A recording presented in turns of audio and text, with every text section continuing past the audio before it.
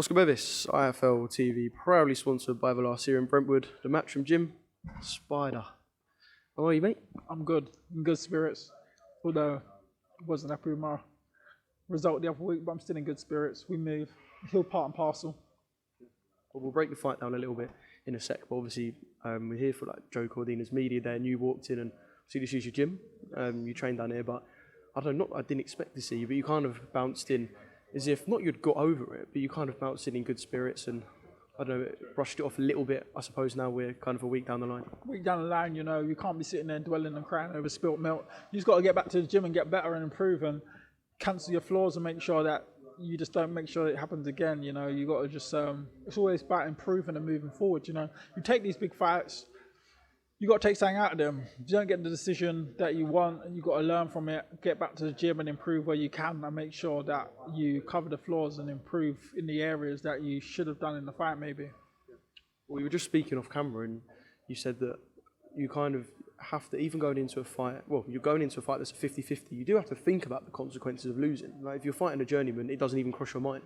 But in a 50-50, there is a chance that you will lose. So kind of does that make it easier to compute? Because I know a lot of fighters will go, I don't even consider losing, as if it's never going to happen. But let's be honest, the majority of fighters do lose. When you start in your career, you got to understand when you're going to take big risky fights, there's risks and there's rewards, and you got to understand the implications, whether the worst case scenario, God forbid it happens, you get KO'd and everyone's laughing at you, or you win a big fight and you KO them and you're having the time of your life. It's all possibilities with boxing. You're in there, two men are swinging for the hills, and especially when you're big punchers and you can punch, there's any possibility what can happen. It's all part and parcel of the sport, you know, like you can go in there and if you have a bad night, you're going to get stick and people are going to troll you because, you know, like it's just part of the game we're in. But you got to be able to be thick-skinned and strong-minded to take on what comes with the game. In terms of the fight, did JB bring exactly what you expected or slightly different or completely different? Slightly different. Roughly round, I knew he was strong. I knew he could punch. I knew he could box a bit. But yeah, he brought it, you know. He boxed well, he fought well, he showed a good chin, he showed he had punch power, he was clever at times. It was a good fight, you know. We both went back and forth, you know. I had my moments where I hurt him and then he showed that, you know, he's resilient, he's tough, he come firing back. It was a tremendous fight. We both had a bit of everything, boxing, fight and everything. Yeah, it was a seriously good fight. I know we spoke about at the start of this interview, kind of trying to deal with the defeat, but does it make it a little bit easier, the fact that it was such a good fight? And I can imagine the response you've got is people going, okay, it didn't go your way, but what a sick fight. Yeah, of course. You know, a lot of people, and especially like I've had a few people like, oh, I had you up around. Some people like I had it a draw. Some people like I had him up around. So to me, the general feedback has been a tight fight. And it was a good fight. There's not one person who said to me, oh, that fight was shit. You two would put on a shit show, that build up, and then that was the fight. It was a tremendous fight. A good dance partner I had, and we both brought it, you know. We both showed heart, chins, power, everything. I think we showed a bit of everything, and we both had the willingness to try and win. As you saw in the 12th round, we just traded off. We just said, you know what, last round, let's just go for it. And yeah, it was an exciting fight. It was interesting, man. I enjoyed it. In terms of you and going into the fight, was you focusing too much on what, obviously, look, you study him and you know kind of what you think he's going to do? Was you thinking too much about what he was going to do, or was it always, let me just do what I do? No, a bit of both. Obviously, I knew I had to bring certain things to the table just as myself, but I also knew I had to be cautious of some of the stuff that I knew he was going to bring to the table. It's all game plans, innit? You got to look around the whole board, innit? As I said, you got to prepare for everything. And lucky I did, because some of the things I expected he didn't do, and he brought other things that I didn't expect him to do.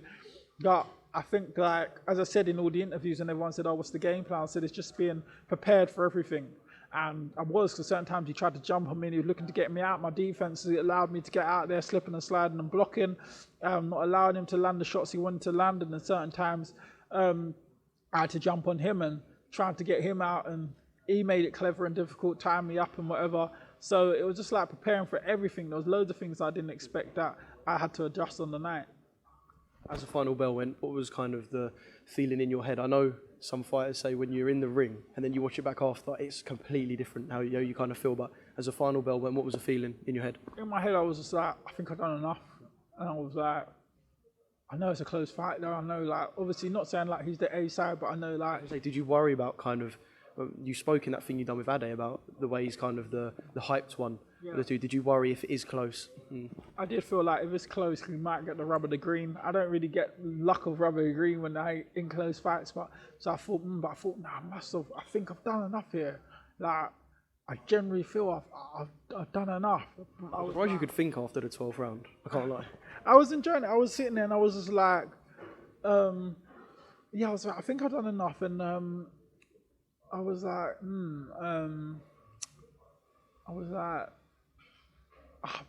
like, you can't be 110%, but I'm sure I have done enough.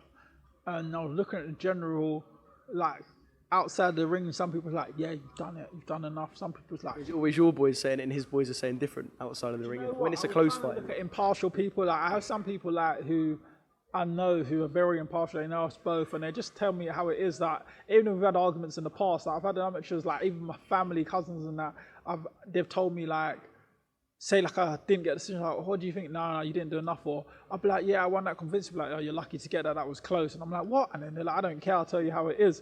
So I look at more the people who are more direct with me, and they're not like just trying to agree to make me feel better. And they look to me, they're like, it's close. Like, you could have got it down the mid. Like, I was like, oh, this feedback. Everyone's looking. I'm looking at him. He knows it's close. Buatsi knows it's close. I know it's close. His coaches are like, this is close. So we're like, good to see what the scorecards. He got it by the round, and I was like, oh, do you know what? Cool. It is what it is. Let's talk about it in terms of sort of an event. It was billed as like the Battle of South London, and I turned up to the weigh, and I wasn't even working it. But when I turned up, just after you two had come off stage, it looked like there was bits of commotion, and I know it kind of had that bit of.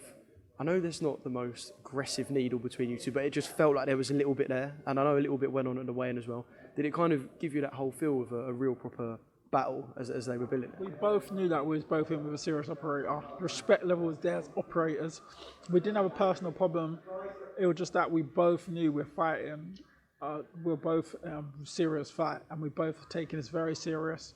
And we just both wanted to. Both had the will to win, and we both just wanted it bad. And it was just always going to build that animosity. And it was like, I kept saying that. People kept saying things I was saying. I was like, there's no disrespect to him. I'm just saying how I feel. And I know he's a good operator. And at the time, we got in there, and like, it showed in the fight, it showed in the build-up when we got in the ring, the atmosphere, the tension in there. It wasn't personal, it just we both had the will to win. What was going on at the weigh-in? Because I know there was talk between two teams. I know we saw the thing with Dwayne Sinclair like earlier on in the week.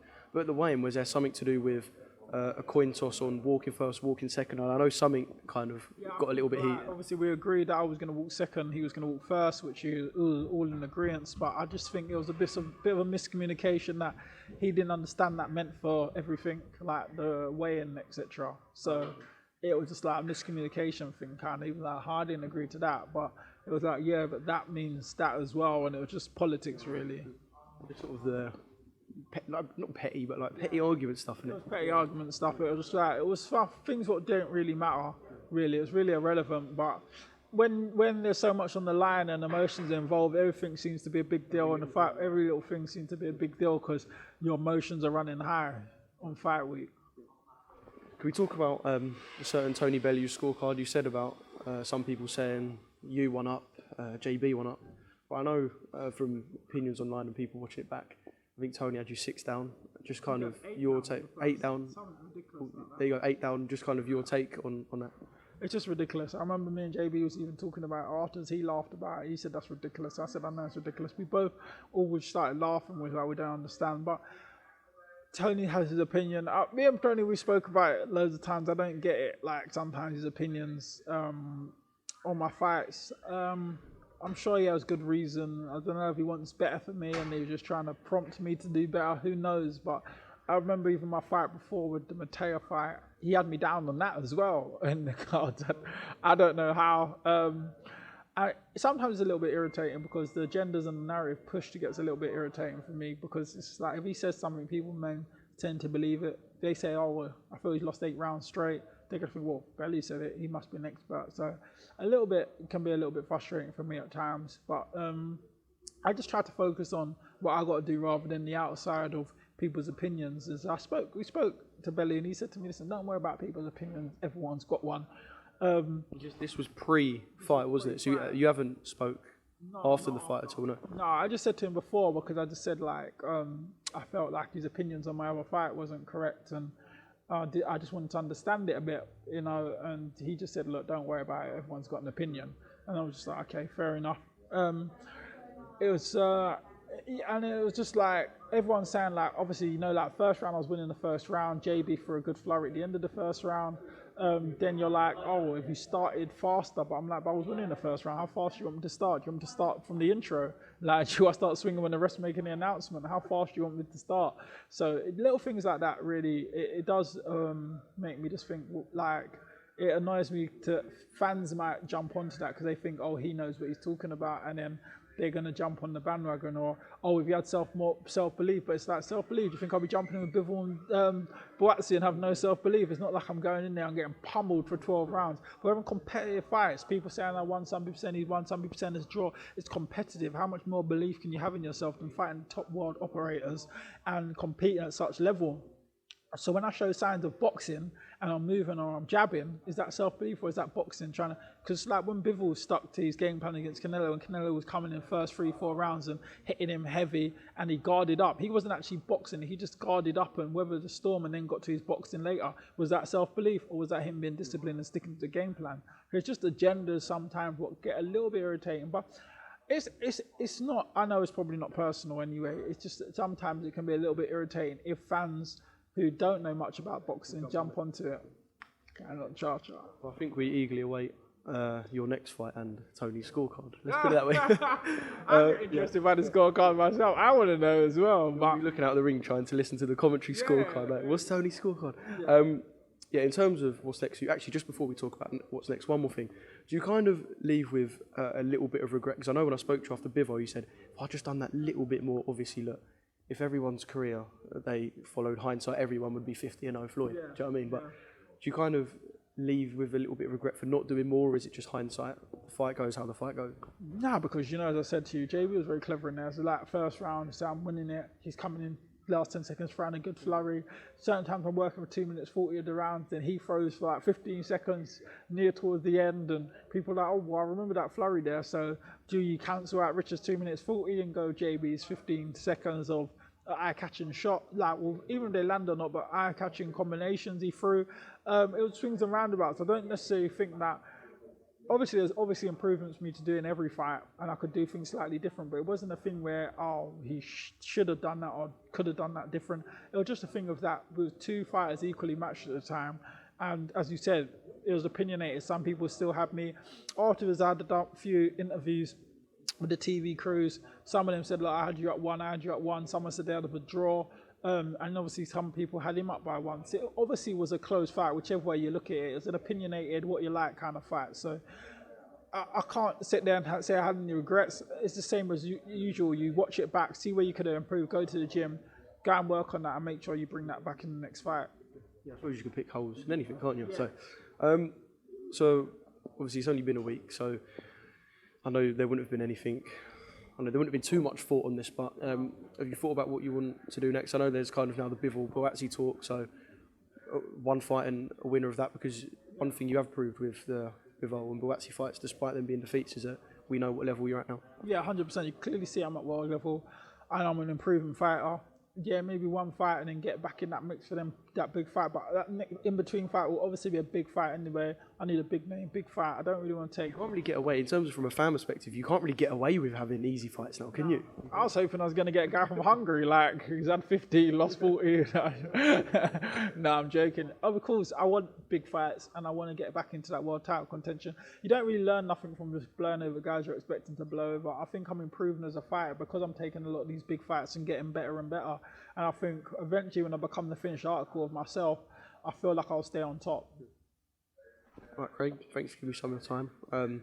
Commiserations about last week, but like I said, brush it, move on, and big things only. Back and better. Welcome, Team Everlast, to the Team Everlast Fitness app.